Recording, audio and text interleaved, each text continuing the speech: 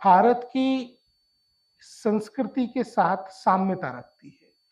हम जो कहते हैं कि हमारा संविधान सबसे बड़ा लिखित डॉक्यूमेंट है, हम जो कहते हैं कि जैसा मैंने अभी थोड़ी देर पहले कहा कि हमारा संविधान इन सब कसौटियों पे खरा उतरा है, तो उसका सबसे बड़ा कारण ये है कि इवॉल्व भारत के जैसे लोग हैं, उनके अनुरूप इवॉल्व हुआ है।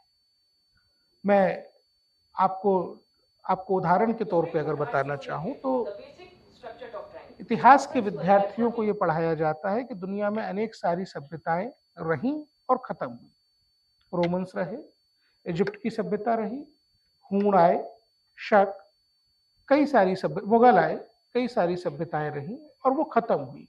लेकिन इस सब के बीच में भारत की जो सभ्यता है, एक सभ्यता के रूप में जो भारत है, वो खत्म नहीं हुआ। और इस पर तो कई सारे शेर व शायरी भी हैं कि मिस्र और रोमा मिट गए, कुछ तो बात है हिंदुस्तान में कि हस्ती मिटती नहीं हमारी।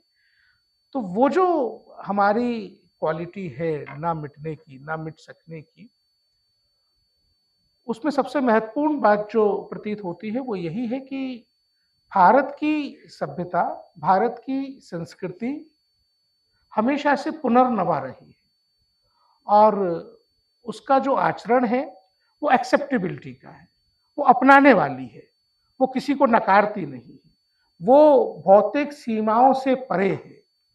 और यही बात भारत की संस्कृति और भारत की सभ्यता की जो है, वही गुण हमारे संविधान ने एज इट इज आत्मसात किया है, जिसने सबको अपनाया है, कभी किसी को ठुकराया नहीं। लेकिन इस अपनाने में अपना फ्लेवर, अपना कलेवर बना के रखने की जो सांस्कृतिक दृढ़ता है, वो शामिल है।